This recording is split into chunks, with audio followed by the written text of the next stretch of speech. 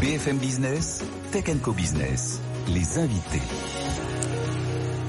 Et on va faire un débrief sur tout ce qui se passe au moment dans l'intelligence artificielle. Alors vous suivez certainement dans Tech & Co la quotidienne, tous les soirs 20h, 21h30 avec Françoise Sorel. Il y a beaucoup de débats d'experts. Je vous conseille évidemment d'aller retrouver tout cela en replay sur la plateforme BFM Business. Et puis nous on va essayer aussi de s'intéresser à ça, puis voir l'angle entreprise, un peu voir ce que ça peut changer pour les entreprises, l'impact de cette bataille. Google AI, OpenAI, Microsoft, Meta, enfin ils sont tous là, même Anthropic avec Amazon. On va en parler avec nos deux experts. Eric Campanini, bonjour Eric. Bonjour Frédéric. Merci d'être avec nous, cofondateur de Le Pont, qui est une école de formation, data science, deep learning, IA, donc on est vraiment au cœur de ces sujets. Et Nicolas Godmet, bonjour Nicolas. Bonjour. Merci d'être avec nous, directeur de l'IA chez OnePoint. OnePoint, 500 millions d'euros de chiffre d'affaires, 3500 personnes, donc tout le métier du service de l'IA. Et on parle évidemment beaucoup de OnePoint en ce moment parce que voilà, votre PDG et fondateur David Layani, pousse en tout cas sur le dossier Atos, ce qui serait un joli coup pour OnePoint. Et puis il faut sauver Atos quand même. Il faut y penser quand même. C'est quand même 100 000 personnes derrière, des compétences, des brevets, beaucoup de métiers. Alors messieurs, on va parler IA. Évidemment, vous avez vu toutes les annonces. OpenAI nous annonce une nouvelle version. Alors ChatGPT 4.0 ou 4O pour Omnimédia, parce qu'il y a de l'image et de la vidéo. Le lendemain, pouf, on a Google AI qui nous sort toutes ces nouvelles annonces, AI Overview, Premium, Project Astra, Vio, donc un moteur de recherche alimenté ou amélioré par l'IA. En France, on a Claude, qui est le LLM de Anthropic, dans lequel Amazon, mais aussi Google, ont mis de l'argent. Apple, on attend un peu leur réponse. On a évidemment nos Français, nos Mistral, nos Lighton, nos Dust, tout ça. Qu'est-ce qu'il faut penser un peu, Eric, de la bataille là de ces géants? Est-ce que c'est vrai que lorsqu'OpenAI avait sorti ChatGPT, ça avait un peu rebattu les cartes, parce qu'on se dit Google est loin devant et OpenAI, Microsoft sont derrière, et puis voilà, il y a eu Microsoft est revenu un peu au devant de la scène grâce à OpenAI. Quelle fanfaronnade. Oui. Mais quelle fanfaronnade. On a eu, vous avez couvert tous ces sujets-là en 2023, on a eu des vraies avancées technologiques. Là, en 2 jours, il y a une sorte de compétition marketing qui s'est mise en place, et ça montre pour moi qu'en fait, on est presque arrivé à une sorte de plateau aujourd'hui, d'un point de vue technologique, et les solutions qui ont les plus avancées, tu citais Mistral tout à l'heure, ça peut être Meta, etc., mais finalement, d'un point de vue technologique, on arrive un peu à un seuil. Et là, il y a une sorte de surenchère qui cache pour moi 2 choses. La première, c'est qu'il y a un énorme besoin de trouver de nouveaux utilisateurs. C'est quand même étonnant que la nouvelle version que tu as citée là est gratuite aujourd'hui, que dans le modèle OpenAI, c'est quand même assez nouveau par rapport à la stratégie qu'ils avaient. Je pense que le 5 arrive. Donc le 5 devrait arriver, c'est peut-être une prochaine avancée technologique. Ça, c'est la première chose. Et la deuxième chose, on développe de nouveaux services, mais qui sont dans une logique pour rendre beaucoup plus empathique, beaucoup plus sympathique l'intelligence artificielle, et qui masque peut-être aussi un enjeu de vigilance pour nous et pour les entreprises. On en parlera tout à l'heure. Ah oui. Nicolas. Alors moi je suis complètement d'accord sur le fait qu'il y a une énorme bataille de communication, et d'ailleurs c'est drôle de voir que OpenAI a probablement eu quelques idées de ce qu'allait annoncer Google, puisque Google a annoncé Gemini Live, qui est un modèle donc multimodal en temps réel sur de l'audio et de la vidéo. Il y a une belle démonstration d'ailleurs mais qui n'était pas en temps réel pour le coup de Google. Et le soir d'avant. Et donc le soir d'avant, OpenAI annonce la même chose, sauf que là il y a une vraie démo en live avec GPT-4o, assez impressionnante, et de traduction instantanée, de remise en contexte, un peu d'humour. Voilà, et donc capacité à observer en temps réel une vidéo et à entendre en temps réel ce qui se passe, y compris donc le texte bien sûr, mais y compris les signaux non verbaux, c'est-à-dire les émotions véhiculées par les voix. Donc et donc là, je nuancerai un tout petit peu ce que dit Eric. Donc certes, d'un point de vue intelligence, il n'y a pas énormément de surplus d'intelligence dans GPT-4o par rapport à GPT-4 Turbo sur les benchmarks, mais en revanche le côté capacité à traiter en temps réel de l'audio et du vrai son, c'est-à-dire pas de la transcription de texte comme c'était le cas jusqu'à et ce qui est le cas dans Gemini Pro, qui était un peu le concurrent multimodal de Google. Ça, moi je trouve que d'un point de vue technique, c'est quand même une avancée qui est sympa, et ils ont insisté. Alors là, complètement d'accord avec Eric, ils sont vraiment dans une bataille d'accessibilité pour gonfler l'usage, parce que c'est vrai qu'il y a un plateau d'utilisation de ChatGPT. Ils sont à 180 millions d'utilisateurs par mois. On dit parfois. Mais Google, ils ont, on utilise tous Google, on n'utilise pas encore tous ChatGPT. Voilà. Et d'où les discussions avec Apple qui sont très intéressantes parce que ça peut être un énorme coup d'accélérateur sur ChatGPT s'il y avait un accord. Pour l'instant, c'est un OpenAI et Apple. On verra. C'est une rumeur. Mais donc ils ont beaucoup insisté effectivement sur cette notion d'accessibilité, d'expérience utilisateur, etc. D'ailleurs, c'était même drôle parce qu'ils ont dit on va avoir un client ChatGPT sur le Mac. Nous, ça fait 6 mois qu'on a un client Neo sur les Macintosh, donc enfin sur les Mac Pro ou les PC. Donc ça, c'était assez drôle. Mais ils ont insisté là-dessus. Mais ils ont quand même dit on s'est concentré sur l'UX aujourd'hui. On vous a pas parlé de la nouvelle frontière, mais elle arrive. Donc GPT-5 quand même, je pense, c'est pas très loin. Et là, de toute façon, il l'a annoncé. Oui. Ça veut dire quoi là, je vais poser la question à tous les deux, démarrer avec Eric, pour les entreprises, parce que pour les entreprises, ce qui est compliqué, c'est on lance des projets et puis ça y est, une nouvelle version qui arrive. Alors qu'est-ce qu'on fait? Est-ce qu'on arrête l'autre? Est-ce qu'on prolonge? Est-ce que ou finalement on se dit allez, j'avancerai avec les technologies, je fais des ROI beaucoup plus courts. Comment on se débrouille aujourd'hui, Eric? En fait, il y a deux choses à avoir en tête. La première, c'est que le sujet n'est plus technologique. Oui. Les différentes solutions, et je pense que tu commenteras, Nicolas, sont à peu près équivalentes peu ou prou. Je crois pas à une entreprise qui choisisse une seule et même solution. Oui, c'est peut-être Néo, mais en tout cas plusieurs. En tout cas, le premier point, c'est que c'est pas technologique. Ce que disent les entreprises aujourd'hui, c'est que le principal frein au déploiement de l'intelligence artificielle, il est pas technologique, il est pas financier, il est essentiellement humain. Ouais. Et donc il y a un énorme enjeu de développement de compétences dans les entreprises qui aujourd'hui sont, il faut bien le dire, un peu à la traîne. Si on regarde, je parlais de fanfaronnade tout à l'heure côté éditeur, c'est vrai que côté entreprise, on est un peu aussi dans des effets de manche. Et si tu me permets de façon un peu triviale, l'IA dans l'entreprise, c'est un peu comme le sexe chez les ados. Tu connais cette expression-là. Beaucoup en parlent, peu en font véritablement à l'échelle de l'entreprise. Et c'est ça l'enjeu. Il y a des études intéressantes. Je regarde en Allemagne, par exemple, il y a que 30%, un tiers des entreprises qui disent utiliser de l'intelligence artificielle. Il faut qu'elle trouve déjà le bon cas d'usage qui va vraiment. Et moi souvent je dis, il faut pas oublier le COMEX, parce que le COMEX lui dire j'ai un Teams, je vais améliorer un peu tout ça. Lui il trouve ça bien, mais le jour où on lui dit que je vais vraiment améliorer la relation client, etc. Là ça va l'intéresser. Oui, c'est difficile d'être dans un COMEX aujourd'hui de dire je comprends pas grand chose à la partie IA et je préfère à ce moment-là avoir une relation de recul. Il y a une étude intéressante qui a été publiée là en mars dernier aux États-Unis par l'agence gouvernementale Census Bureau qui dit que seulement 5,4% des entreprises américaines utilisent vraiment de l'intelligence artificielle. Donc on est encore assez loin par rapport à cette surexcitation qu'il y a par ailleurs. Et Nicolas, c'est ce que tu remarques aussi avec OnePoint. Alors on rappelle, tu as rapidement cité Neo.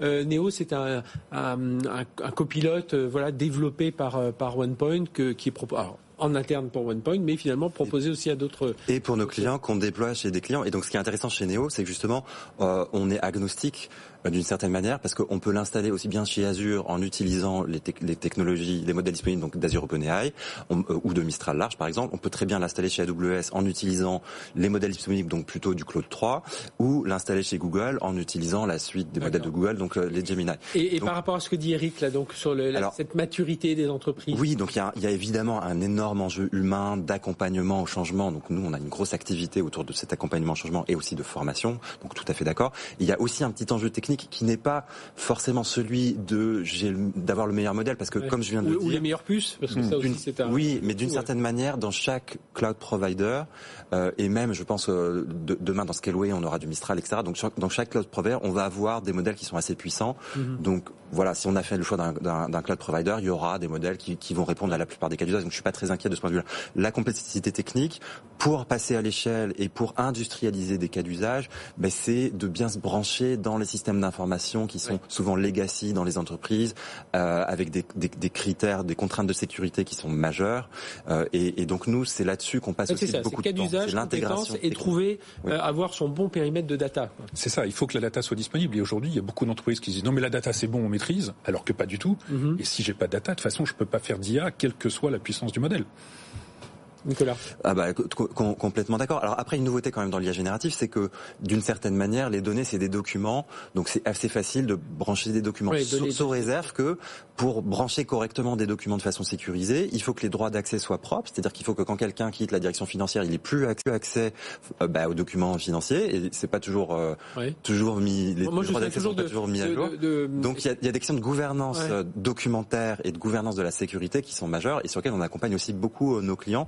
Donc cette question d'intégration des meilleurs modèles dans les plateformes techniques des entreprises, c'est ça qui est compliqué et qui fait que le passage à l'échelle prend du temps. Et ce que j'avais vu, c'était dans une banque, ils avaient mis toutes leurs données RH en se disant tiens, je vais chercher un profil, c'est super pour chaque manager qui cherche un profil dans l'ensemble de la banque. En fait, il y avait sans associer un nom à un salaire, on pouvait très vite avec un prompt un peu bien fait dire tiens, j'ai 8 ans d'expérience, voilà un peu mon parcours, tout ça dans la grille de salaire, je me situe où, et ça avait été et tout le monde s'était amusé à ça, et évidemment on voit, et ça revient à ce que tu dis sur la partie accès.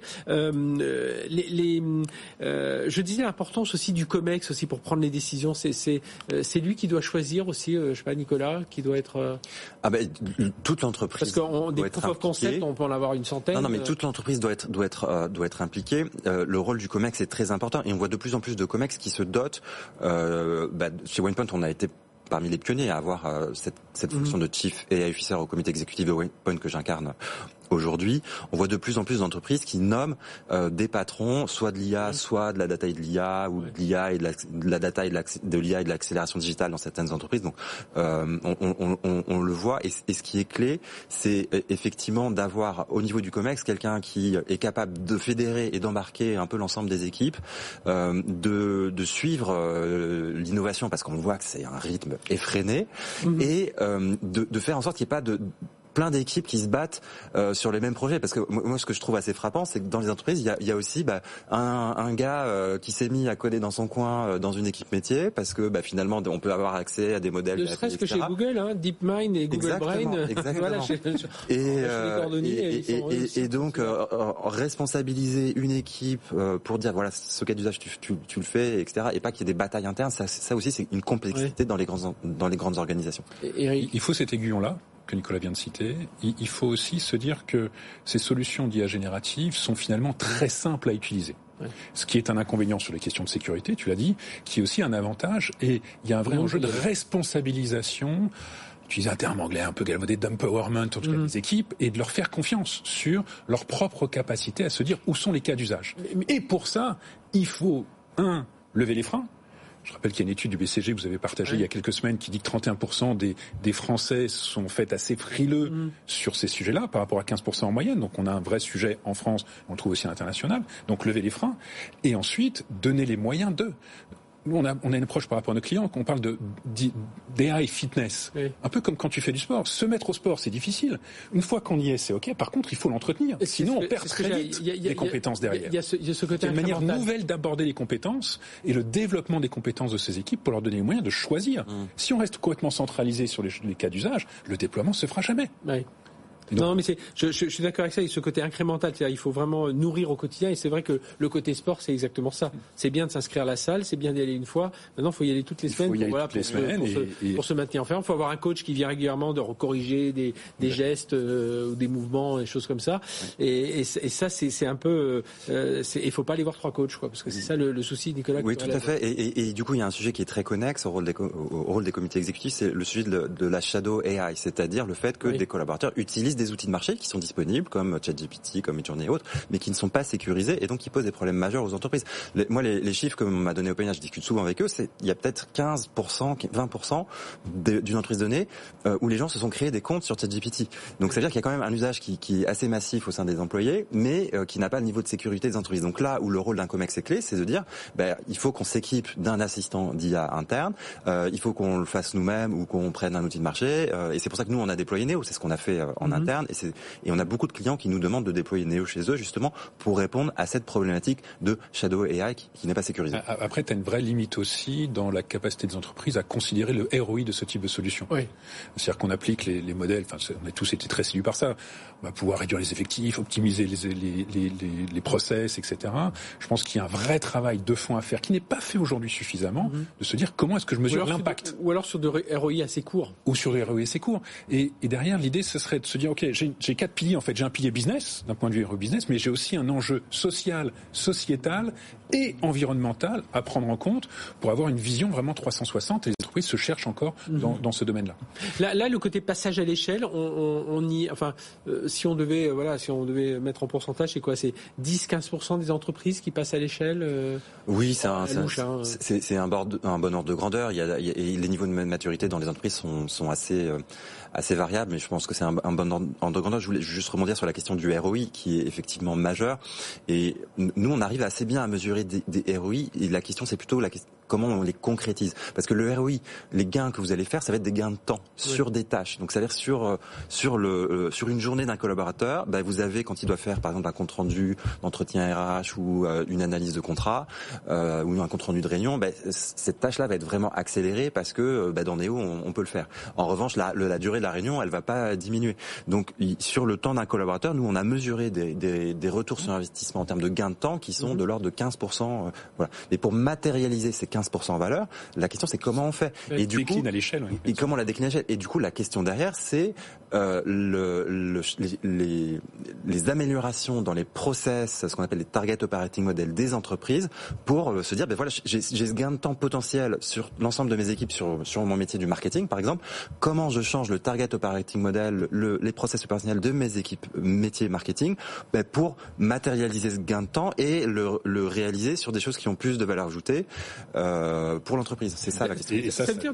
Pardon Eric, oui. Ça dépasse effectivement l'enjeu purement technologique, tu as raison sur l'operating model, et il y a un troisième pilier qui est à prendre en compte, ce qui est la régulation de l'IA au travail. Oui. C'est essentiel, on a avancé avec l'AI Act, très bien, mais les entreprises ont une vraie responsabilité au sein de l'entreprise et dans l'écosystème, avec les partenaires, les fournisseurs, etc., à se dire quelles sont les règles du jeu qu'on veut se donner d'un point de vue régulation. Peut-être qu'elles l'ont un peu au niveau, pour ceux qui ont une certaine hygiène de la data, ils ont déjà été un peu... Il y a un premier niveau, mais il y a le risque le point de vigilance que j'évoquais tout à l'heure.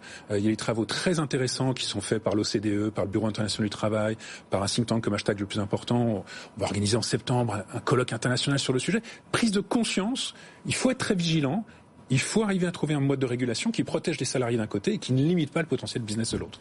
Eh bien, merci à tous les deux d'être venus nous parler de tout ça. Donc, on voit de cette actu technologique dont on parle beaucoup dans Tech & Co. Là, nous, on s'est vraiment branché sur le côté entreprise. Donc, il y a l'aspect technologique qui est important avec la puissance de calcul derrière, la data, les SLM, les LLM, voir un peu par cas d'usage vers qui se tourner.